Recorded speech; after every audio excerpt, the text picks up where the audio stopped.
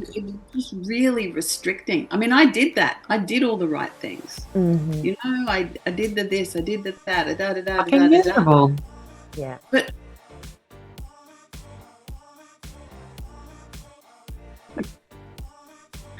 everyone has a story.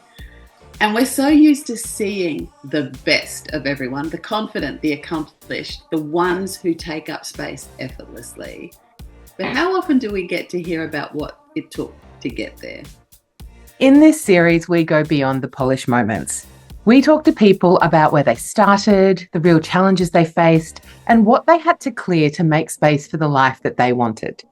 So join us as we uncover the truth behind the journey and celebrate every messy, powerful, chaotic step it took to show up.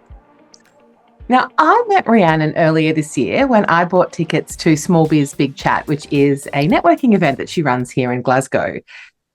Instantly, I kind of wanted to be her friend.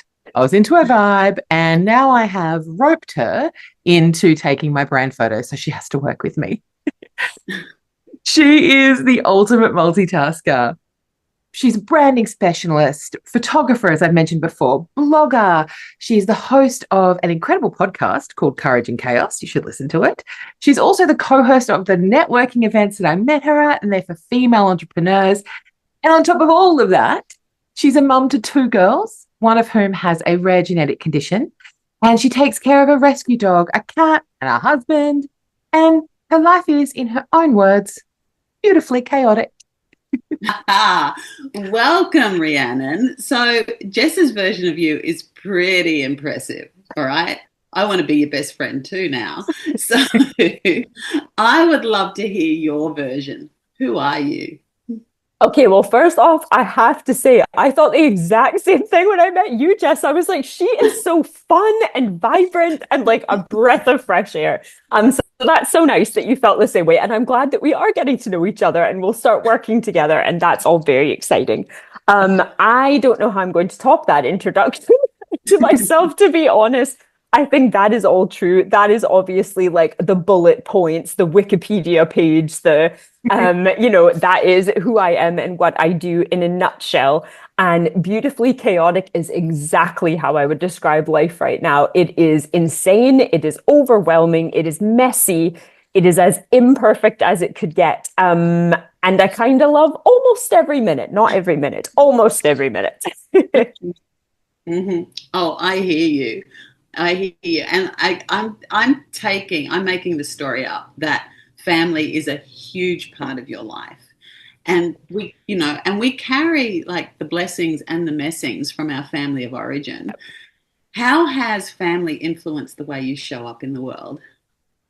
Oh, in a pretty major way. So I will be honest, I found the transition into motherhood very difficult. It's not come naturally for me. I have always been somebody who liked kids, but I wasn't sure about having my own kids. And I think, although I maybe wouldn't have flagged it as such, I think I've always been quite an ambitious person. Not ambitious in the sense of like, I need to be a millionaire or I need to have the fancy job title, but ambitious in that I like to challenge myself. I like to grow. I'm always looking for the next challenge, the next step. And I think I have found it very hard to keep that a priority, but while also growing my family and making that a priority as well. So that has been really challenging. And I think there have been times where I have managed to give give both things equal priority, but for the most part, as you will both know, one thing is always going to take precedence. And I think it's only been with all of this sort of health stuff with my youngest daughter lately that it's really put things in perspective and brought me back to what's important and back to prioritizing family and back to questioning what kind of life I want to live, how I want to spend my days, and how I want to split my time. So I don't know. That's probably not a very good answer to your question. The answer is I It's am a, still figuring it out. and that's the perfect answer, right? And I think that's the thing. And there's no such thing as a static balance. Mm. Everything is dynamic and in flow. If we try to achieve just this balance, whatever that is, Mm. I think we'd go nuts. So for you, in this chaotic mess that is your life and your work, what does taking up space mean? First, as a mum, how do you take up your space in that role? Because I had 4 children under 6 within 6 years, right? And I lost myself there. So I'm really curious about how people manage to still take up space as a mum first, and then your business. So how does that work for you? Yeah, so I think I found that really hard at the beginning. I didn't feel like a natural mom. I didn't breastfeed my first daughter. None of that sort of came natural. So I think at the beginning, if I'm being honest, I was trying to take up as little space as possible. I was hiding in that role. I didn't really feel comfortable. I didn't know any other moms. I had moved here from Canada, had some friends, but most of them were childless by choice. And I just felt invisible in this world. And I think it started very slowly figuring out how to take up space. I think I've always been quite rebellious in nature. And I think when I realized actually I can apply that to what type of mom I am, I don't have to do things by the book. I can figure out what works for me.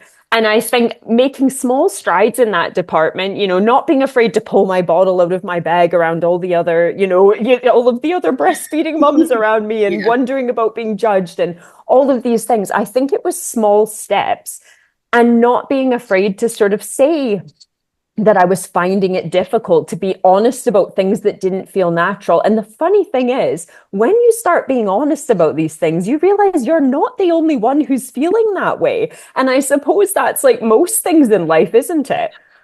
Mm-hmm. Isn't it? Like I was talking to a client yesterday and we were talking about this beautiful thing that Brene Brown said, that the opposite to belonging is fitting in. Because when you're fitting in, you're not living with integrity and authenticity, so that you're not going to find your tribe. That makes so much sense. Right, like it's just extraordinary. And it's like, oh, wow. Big moment when I first heard that.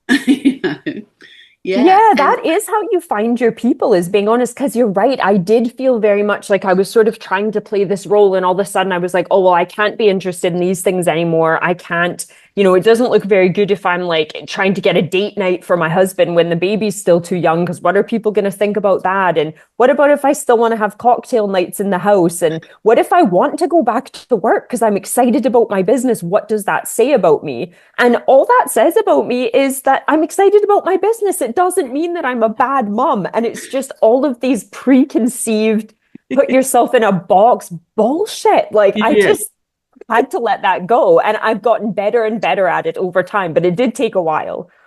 And have you applied that same philosophy to your business and what does being a business owner mean to you? What does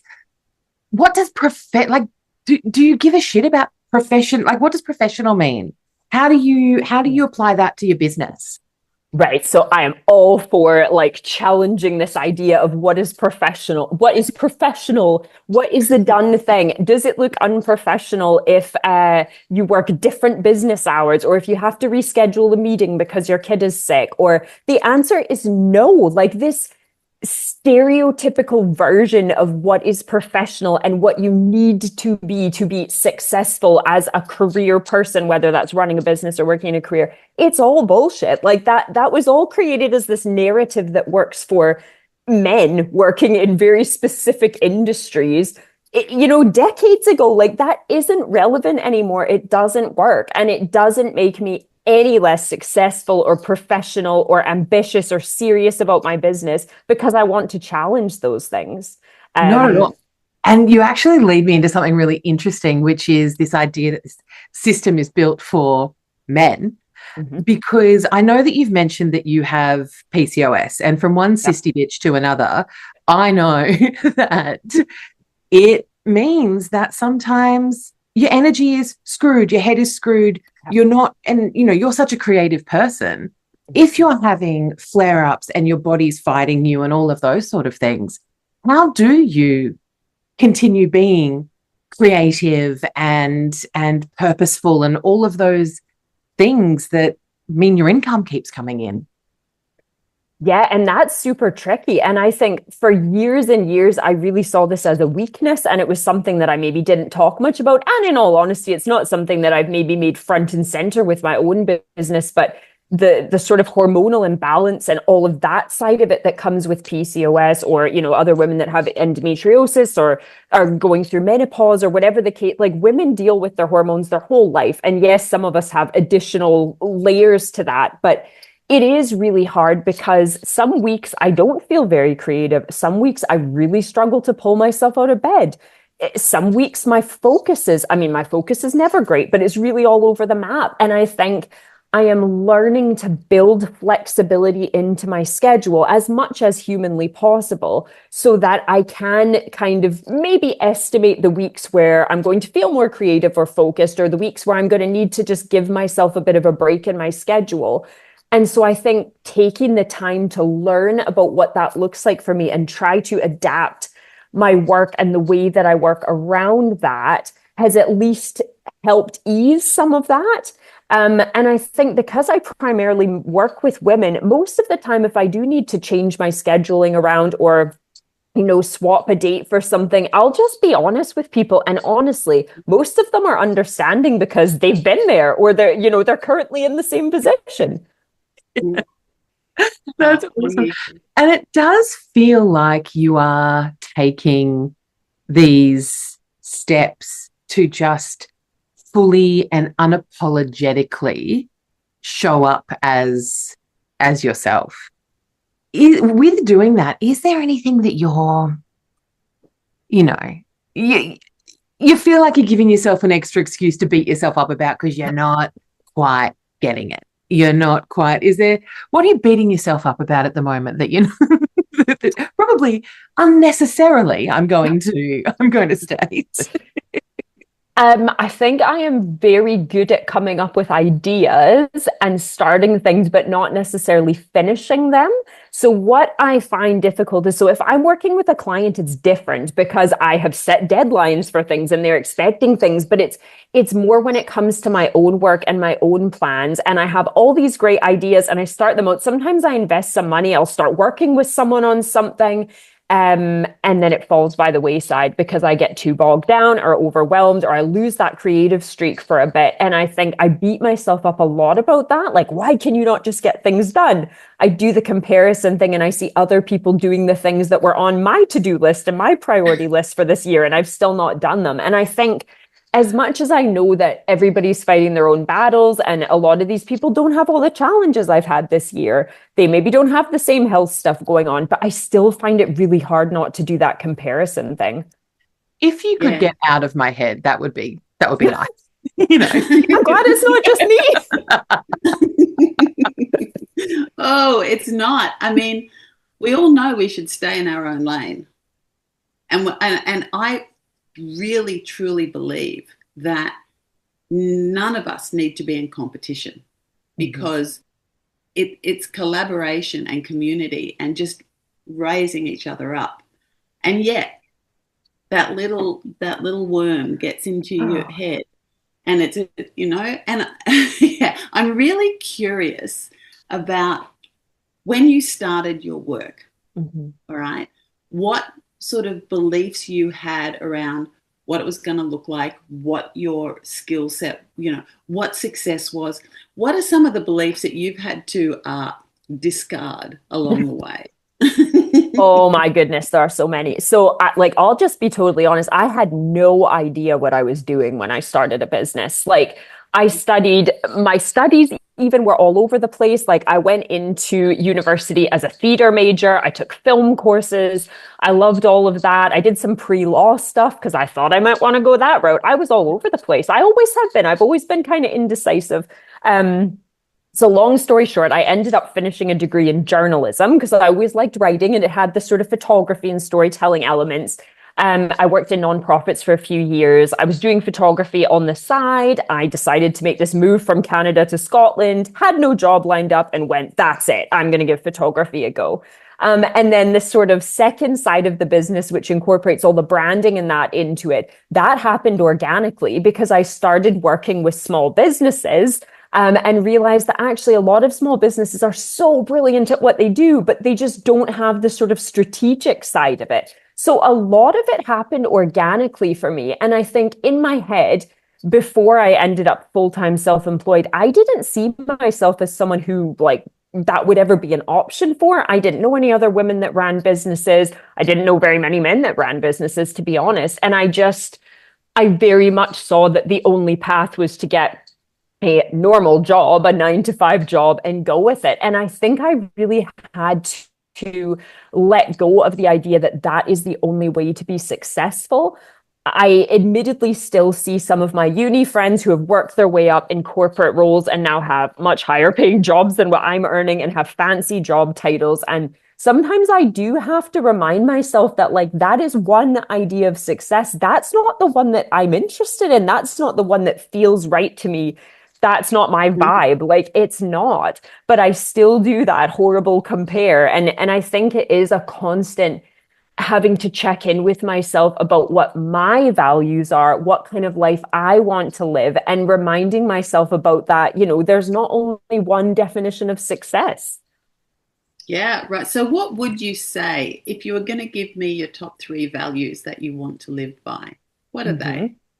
Oh, put me on the spot a bit here. I have to think about this one. Told you she loves the follow-up question.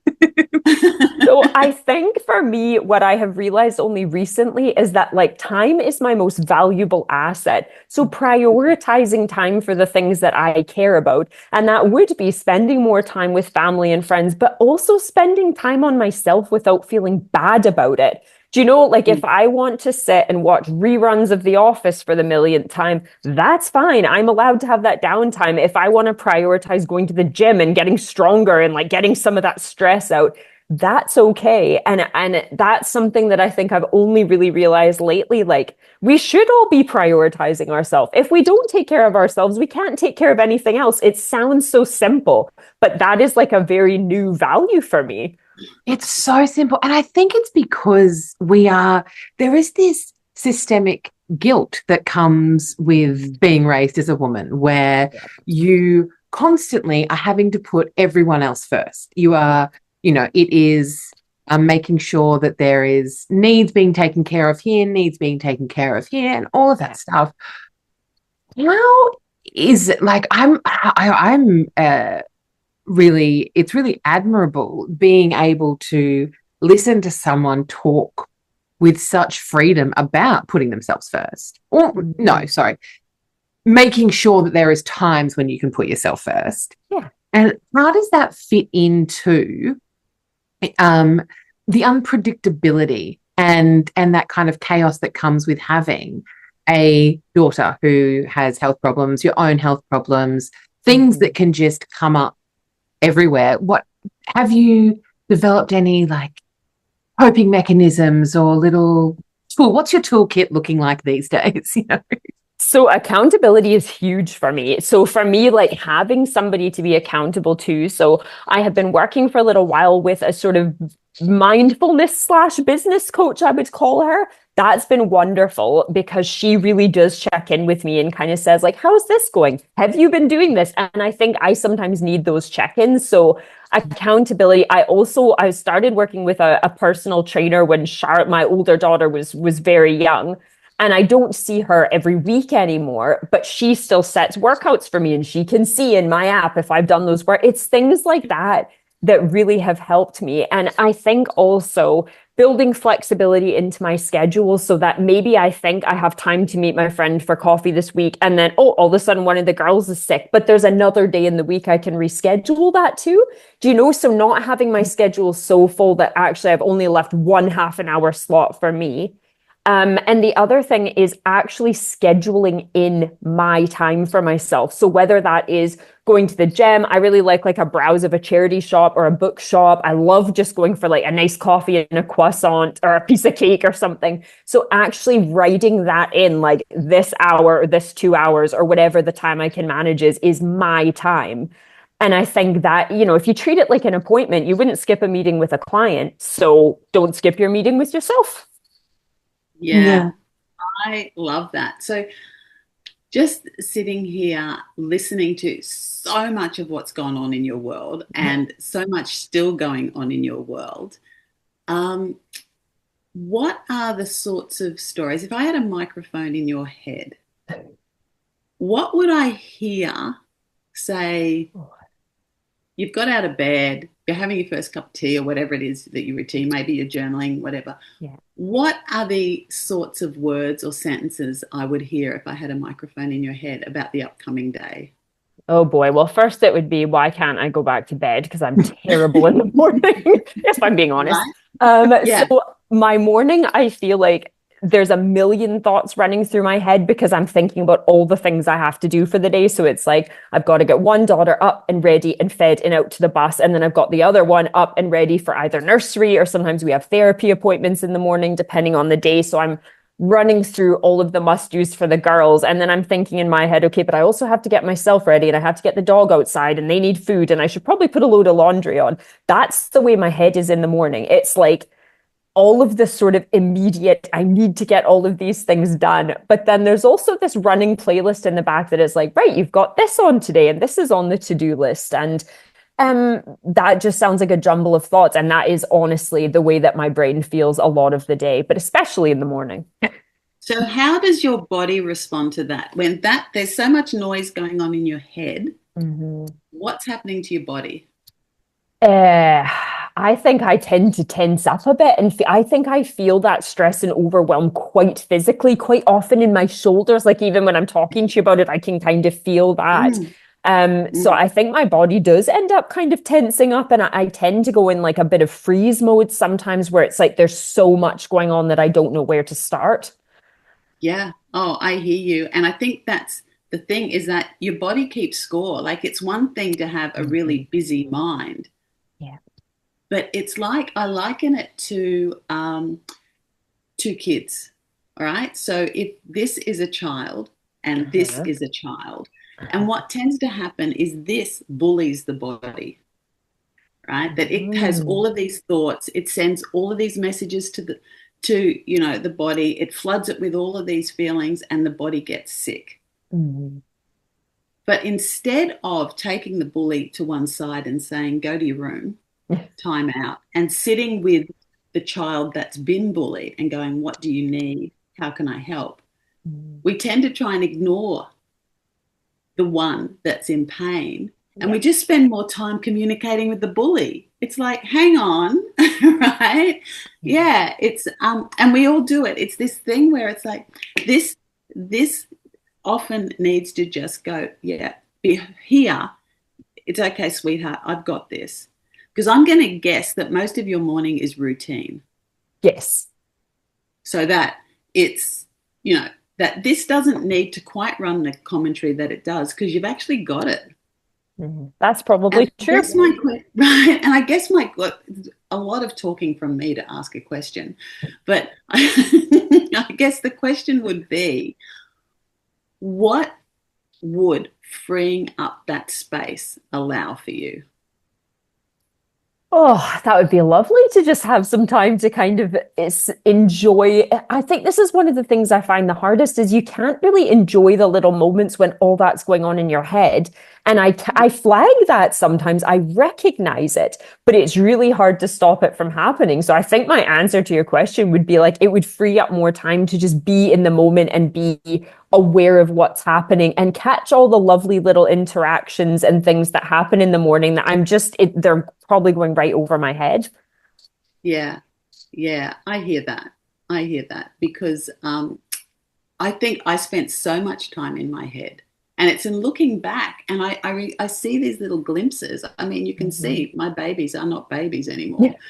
Right? You remember very little of the stuff that we talk about.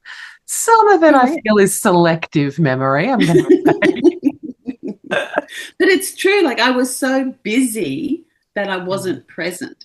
Yeah. And I feel that for mums, that is a gift that we don't tend to give ourselves.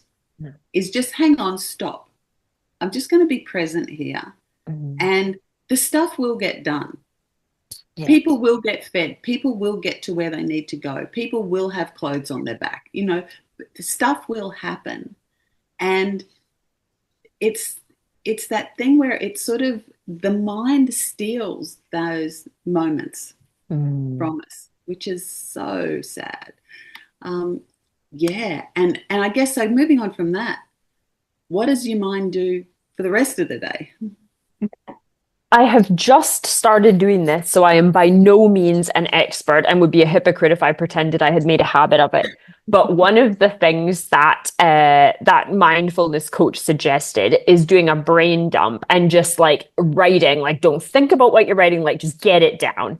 That on the days that I do it is very helpful because I think it does just get everything out of my head. And then it's like categorizing it into like, okay, well, what is actually urgent? What can wait? What actually doesn't matter at all and can just get crossed right off the list? So I think for me, it is sometimes getting it on paper is a huge thing. But I think what you've just said there is so true. And it sounds like a simple thing that I don't know why I haven't done it before. But yeah, just stopping and going like, we do this every day. We always get to like school and nursery and whatever we need to do. So like, why am I stressing about it? Like, just if it doesn't go perfectly, it's fine.